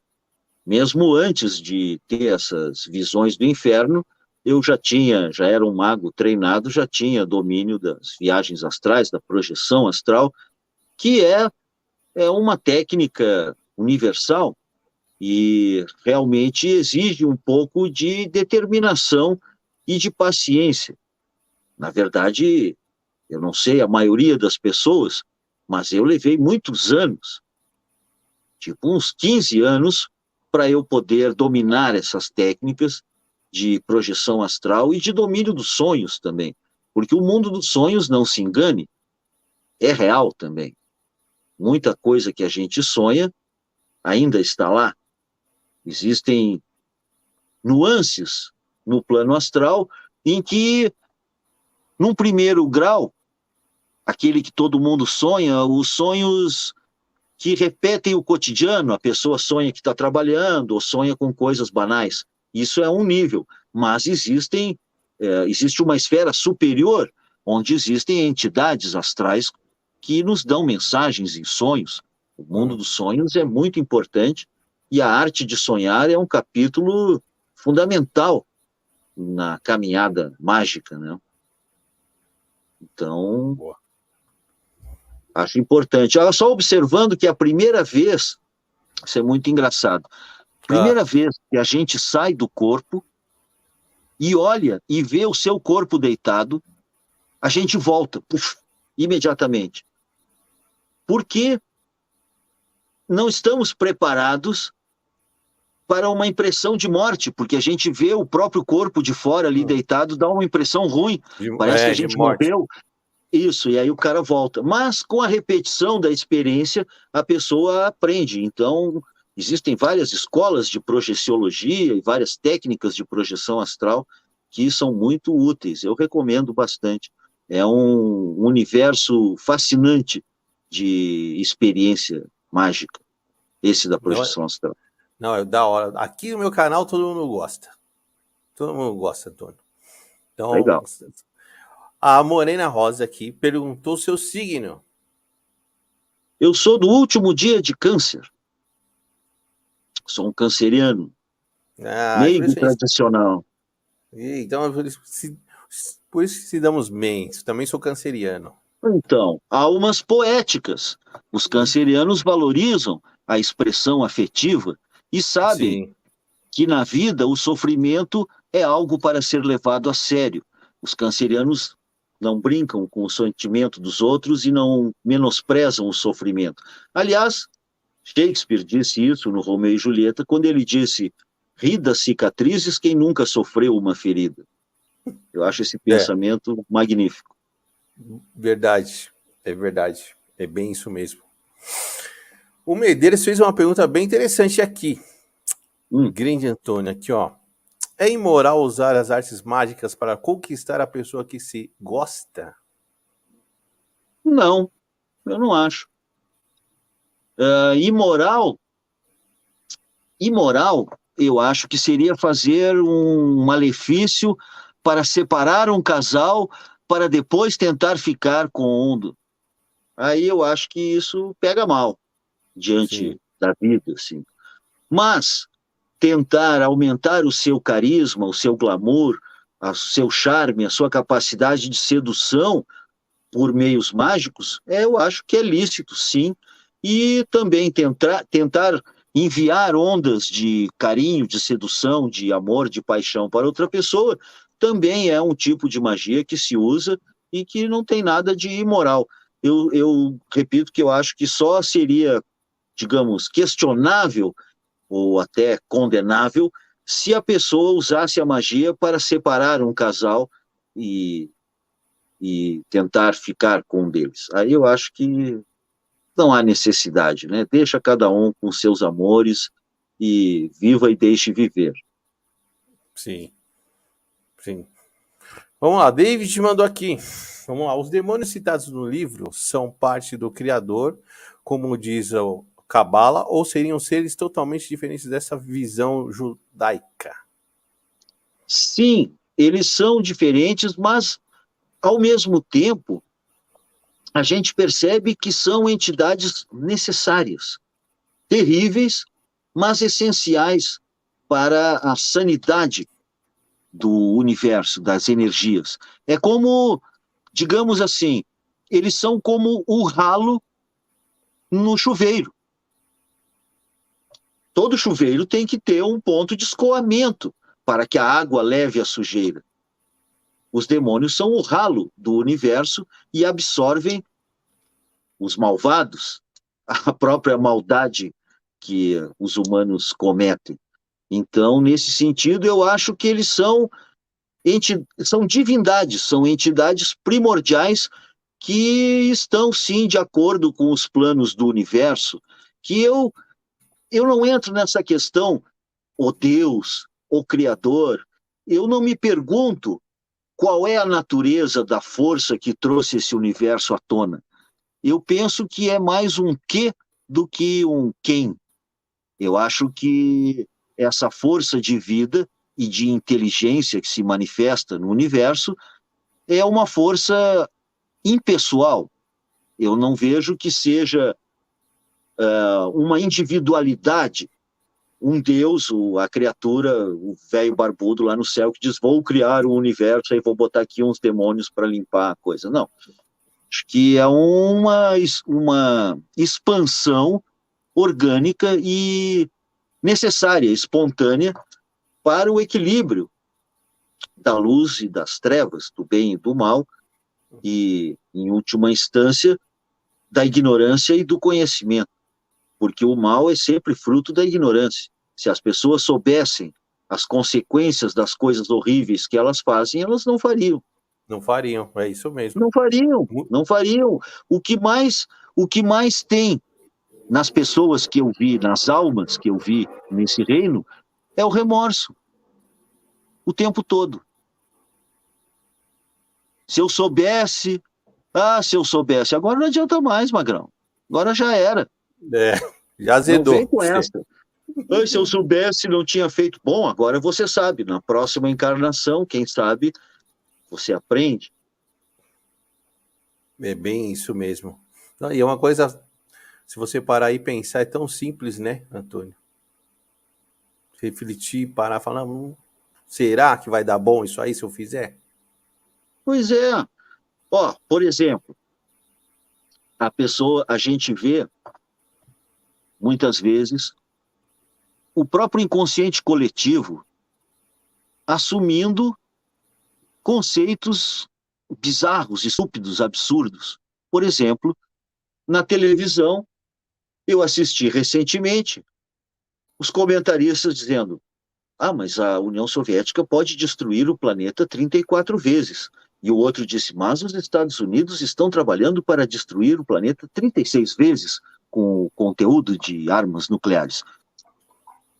Olha só, a gente tem 34 planetas? Não tem. A gente tem um só. Ninguém vai destruir o planeta 34 vezes e não vai ser acumulando capacidade de destruir mais vezes que se vai chegar a algum lugar. Não tem lógica isso, e essa falta de lógica foi debatida na televisão como se tivesse sentido. Ninguém ponderou que esses caras são uns carniceiros, uns assassinos, uns monstros. Essa semana, o Putin mandou um míssil chamado Satan 2 e ficou os comentaristas russos na TV estatal russa estavam dando risada dizendo que um único daqueles poderia varrer toda a Grã-Bretanha do mapa. Caramba. Inglaterra, Escócia, Irlanda, tudo. Em um único apertar de um botão, eles podiam extinguir toda a Grã-Bretanha. E os comentaristas estavam rindo, achando bonito. Olha que bela ideia. Quem sabe a gente explode a Grã-Bretanha. Vai dar certo sim, amiguinho. Pode confiar. Que boa ideia, hein? Olha. Os caras estão loucos, meu. Os caras estão loucos e ainda botam o nome de Satã 2 no troço. Não, para aí. Aí tu fica questionando até que ponto a insanidade humana pode chegar, né? Vamos combinar. Esse mundo tá muito louco, velho. Não, isso tá muito louco. Isso tudo é preocupante e tem a ver com os demônios, sim. Olha, complicado. Vamos lá, vamos para a próxima aí. Morena Rosa mandou: Hitler tá com o beisebol chulo.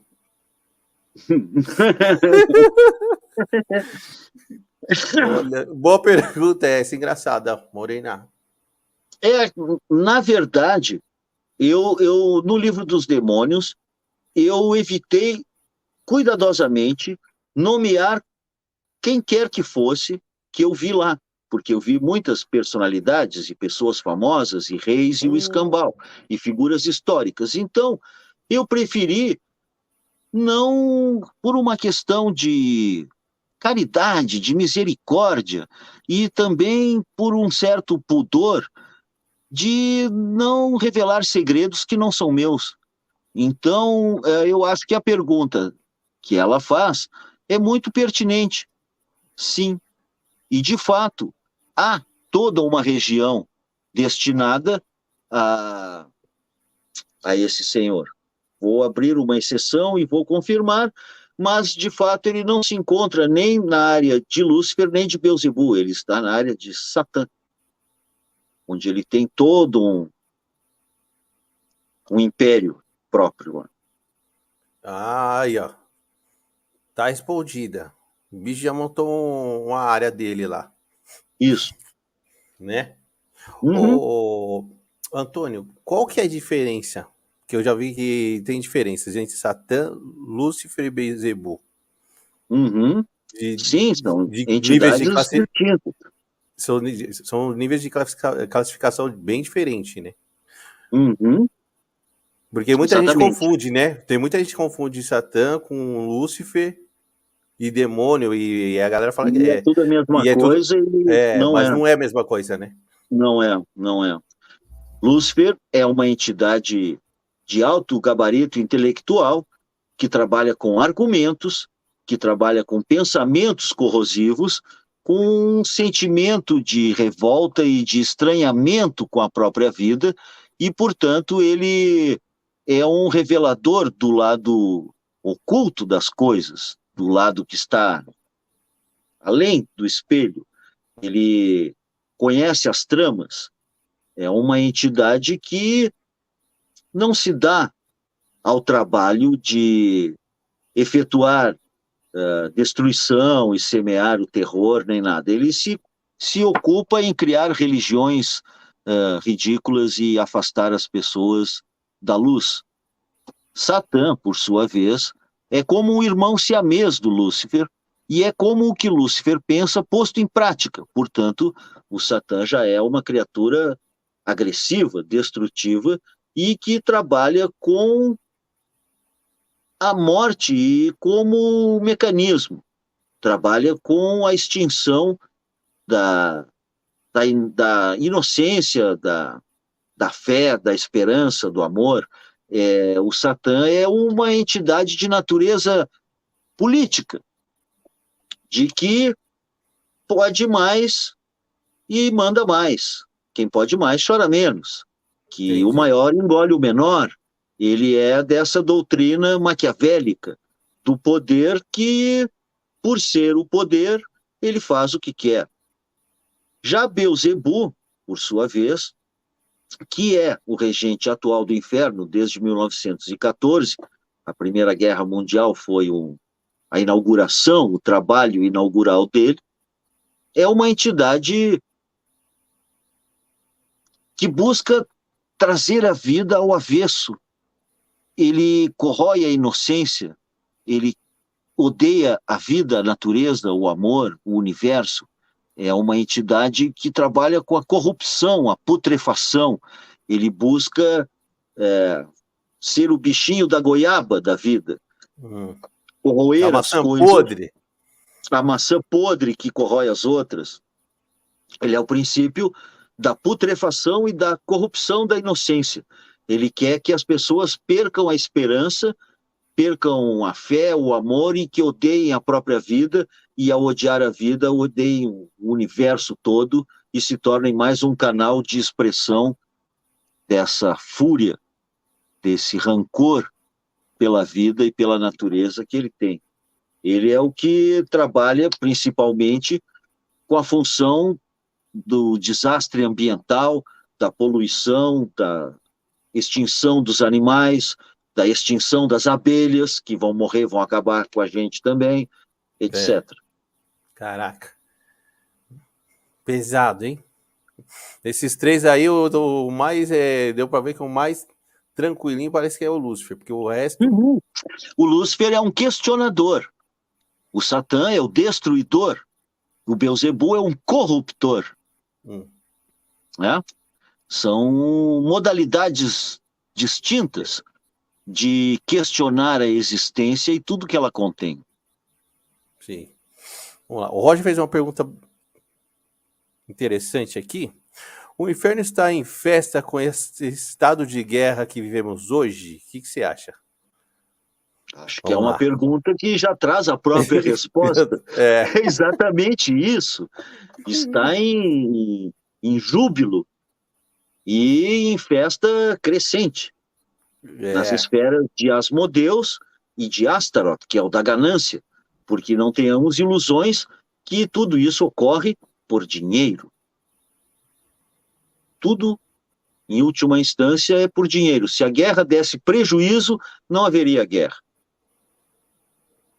Ah, com Ela dá certeza. lucro, dá É. lucro para a indústria armamentista e para vários grupos políticos que buscam conquistar territórios e dominar as pessoas, e que, para isso, não se detém diante de verdadeiros sacrifícios humanos, genocídios. E esses sacrifícios humanos, o sangue derramado, clama ao universo sobre a terra, como na Bíblia lá que Deus diz ao Caim: o sangue do teu irmão grita a mim desde a terra. Então, vivemos um período onde o inferno está em festa, realmente. Por E, isso, pela guerra e por outras barbaridades e coisas terríveis que estão acontecendo. é bem isso aí. E se tá rolando festa lá, o DJ é o Hitler. Ah, ele é um dos queridinhos, né? Com certeza. Ele está na área VIP. Tá na área VIP. Ó, o Leandro fez uma pergunta também interessante aqui. Por gentileza, Senhor Antônio, tem o que dizer sobre o Arcanjo Miguel e os arcanjos de modo geral? E ele tá falando, recomendo muito o livro dos demônios. É isso aí. Legal. Valeu, Leandro. Realmente, a, a hierarquia espiritual dos arcanjos é uma das estruturas, um dos pilares básicos da formação do universo. Os anjos exercem uma função não só protetora, mas também estrutural. São entidades que governam as esferas concêntricas de luz que sustentam o nosso multiverso, a nossa matrix. E Micael, arcanjo, é bem sabido que é um dos principais e é um dos o que se destacou nesse conflito entre anjos e os que viriam a ser os demônios. Tanto que o próprio nome Micael significa quem é como Deus, que teria sido a pergunta que ele fez quando os outros anjos se rebelaram. E ele disse, mas quem é como Deus? Micael. E esse ficou sendo o nome dele, e é um arcanjo tradicionalmente utilizado em exorcismos ou para proteção de lugares ou de pessoas contra forças das trevas. São Miguel Arcanjo é uma das entidades mais poderosas das esferas da luz. E é um arcanjo, mas é uma entidade de índole marcial, militar, uma entidade justiceira. Se não fosse pela atividade incessante dos anjos, dos arcanjos, dos serafins, todas as hierarquias celestes, o nosso mundo não existiria. Simplesmente esse confronto, que é quase como uma dança entre a luz e as trevas, entre anjos e demônios, é que mantém o universo em homeostase, nesse equilíbrio constante, em vez de recair no caos que seria o sonho de Beelzebub. Da hora. Ô, Antônio, você consegue passar pra galera algum feitiço simples para proteção? Sim, eu acho que melhor do que propriamente um encantamento, um feitiço, eu acho que é muito importante que as pessoas cultuem os ancestrais, os antepassados, a sua ancestralidade. E aqui eu faço uma observação. Não importa se você só conhece até a avó, nem sabe quem foi a bisavó, não sabe nada dos ancestrais, não interessa. A pessoa, é importante também notar que as religiões mais antigas todas fazem isso, as religiões principalmente do Oriente, o culto aos ancestrais e aos antepassados é uma parte fundamental da teologia deles. Por quê? Porque cada um de nós está na ponta de uma corrente invisível de homens e mulheres que vieram se amando e sofrendo e tendo filhos, e agora estamos nós aqui, eu que já sou pai, também nem estou mais na ponta da corrente, mas o que a gente faz? As pessoas espiritualizadas, quando eu digo a gente agradece aos ancestrais por estar vivo. Quando acontecer alguma coisa na sua vida que você disser, que beleza, como é bom estar vivo, como é boa essa comida que eu fiz, ou essa água gelada nesse dia quente, obrigado, meus ancestrais, pela vida que me deram. Então, esse sentimento de agradecer a vida que temos e esse sentimento de conexão com essa corrente infinita dos nossos antepassados, ele nos protege de quase tudo que possa nos acontecer. Eu acho que é uma das práticas espirituais mais intensas, mais fortes, mais eficazes que existe, e eu não me canso de recomendar às pessoas. Então, se você cultua os seus ancestrais, se você tem consciência de que você não saiu do nada, que você pertence a uma linha, uma linhagem, a uma etnia, a um grupo familiar, e agradecer a esse grupo, e inclusive, perdoar aqueles ancestrais que eventualmente tenham sido malvados, que todos nós temos, não, né? Na noite dos tempos, nem todos os nossos antepassados foram bonzinhos. Há de ter pessoas que fizeram coisas ruins, e mesmo esses a gente tem que perdoar e agradecer e dizer para eles que está tudo bem, que agora estamos nós aqui na Terra e estamos no controle da firma e é nós, estamos aí valorizando a família. Pá! Esse sentimento de culto aos ancestrais é uma forma de magia ao alcance de todos e que não exige nenhum ritual específico.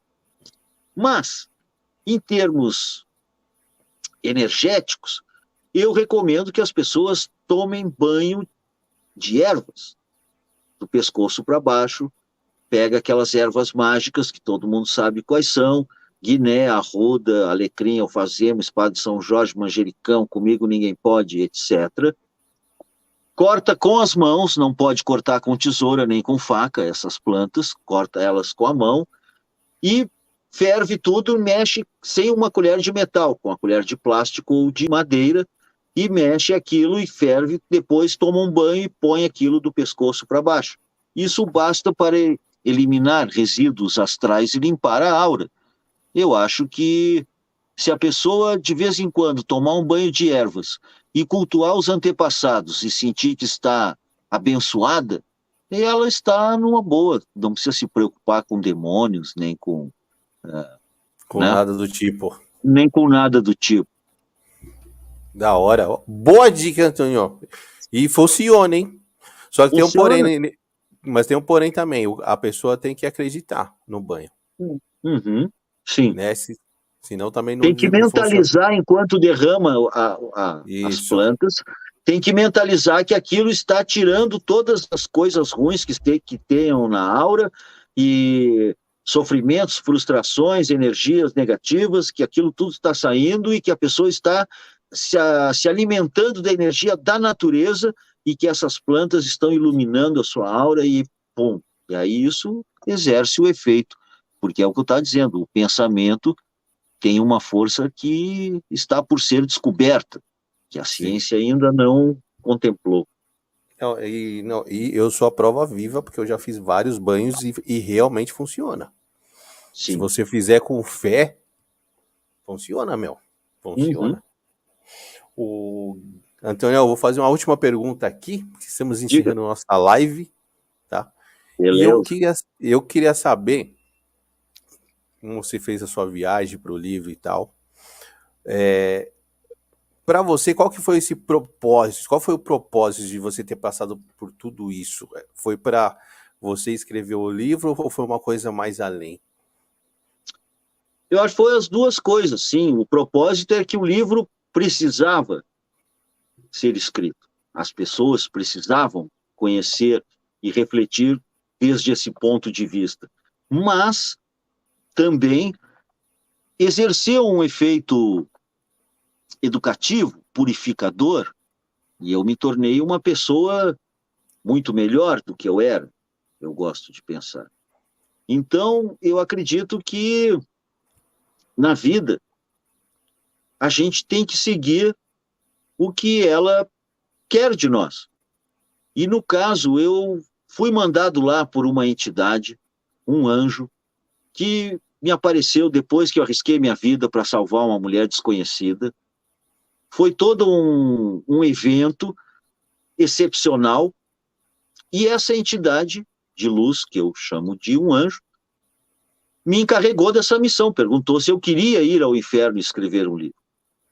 E eu disse que sim, porque eu jamais diria não para um anjo, uma entidade que eu nunca imaginei que pudesse ser alvo da atenção.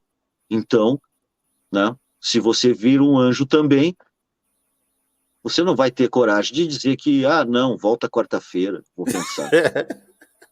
Melhor, volta depois que agora não vai rolar. Deixa eu pensar, vou pensar no teu caso, volta aí depois. Não é assim que se fala com os anjos. É sim, sim, não, não. Eu podia ter dito não, mas eu acho, algo me diz que se eu tivesse recusado a missão, eu ia pagar um preço muito pior do que eu paguei ao aceitar. Então eu, de certa forma, resgatei o meu karma e também ajudei muita gente, porque o livro, desde a edição original, teve 4 edições, vendeu 20 mil exemplares, agora está vendendo de montão pelo mundo afora. Então, né, as pessoas estão se beneficiando. Então, essa era a missão, essa era a razão de eu ter passado por tudo aquilo. E também quero crer porque, de certo, o anjo, ou quem mandou ele, sabia que eu ia sobreviver e que ia sair um livro bom. Da hora, da hora, da E hora. hoje está lá no livrodosdemônios.com.br, na Amazon, ou podem comprar direto comigo, ou me consultar também no Instagram. Eu também leio tarô, eu presto consultoria, eu gosto de dizer que é gerenciamento de crises. E a pessoa me escreve, manda uma mensagem direta ou algo assim, e eu envio o livro autografado para o mundo inteiro, energizado, 404 páginas, em que você vai sentir que o inferno está em suas mãos. E você vai escapar incólume. Então, essa Boa, é que é a boa. onda. Deixa todas as suas redes sociais aí, grande Antônio, para todo mundo, quem quiser te seguir. Manda aí. É o Fagundes, @fagundes.antônio-augusto no Instagram, Antônio Augusto Fagundes Filho no Face, Bruxo Fagundes no Twitter, Cultura Proibida no YouTube. Eu tenho vários nomes, não sou o diabo, mas eu tenho vários nomes. Tem um site Boa. no YouTube, né? Um canal lá no YouTube, Cultura Proibida. Olha E aí. tem vários Então, vídeos aí. Eu vou colocar mais uns vídeos lá. boa. Muito obrigado, Antônio. Espero que as pessoas tenham gostado e que continuem gostando, os que vierem assistir depois, e recebam a minha gratidão pela atenção e pelo espaço que vocês me deram para debater esses temas tão polêmicos e, por que não dizer, incandescentes. Incandescentes. Eu fiquei muito feliz e estou muito agradecido por você ter chegado aqui no nosso cafofo. Muito legal, mano. Muito legal. Beleza? Eu vou encerrar aqui, só dar uns 5 minutinhos para eu te dar um tchau aí. Vou encerrar e Beleza. já te chamo, tá bom? Falou, mano. Falou! E foi isso, galera. Muito obrigado a presença de todos. Ó, esse papo hoje foi brabo, hein? Foi brabo demais, papai. Você é louco. Obrigado a todo mundo. Fechou. Obrigado pelos novos inscritos aí, a galera nova que apareceu. Colhem mais nas nossas lives. Segunda-feira, é aquela nossa live. Estão convidados os novos inscritos aí. Live do chat, segunda-feira. Talvez tenha relatos, hein? Eu já tenho relatos aí de uma galera, tá? Mas live segunda-feira do chat. Vocês estão ligados, eu quero todo mundo em peso aqui. Tá bom? Muito obrigado pela presença de todos. Beijo do Black para todo mundo. Tamo junto. E, Morena Rosa, tô te seguindo lá, me aceita. Lá no Insta, tá bom? Beleza? E obrigado, Medeiros. Somos 3.170, é isso? Preciso conferir lá. Vamos até julho, quero chegar nos 5.000, gente. Espalhe aqui o Cafofo pra galera. Vamos chegar nos 5.000 até julho, beleza? Vamos até os 5.000, tá bom? Tamo junto. É nóis. Segunda-feira eu tô aí para mais lives, tá bom? Segunda-feira, live do chat, talvez com relatos, tá? É nóis. Valeu.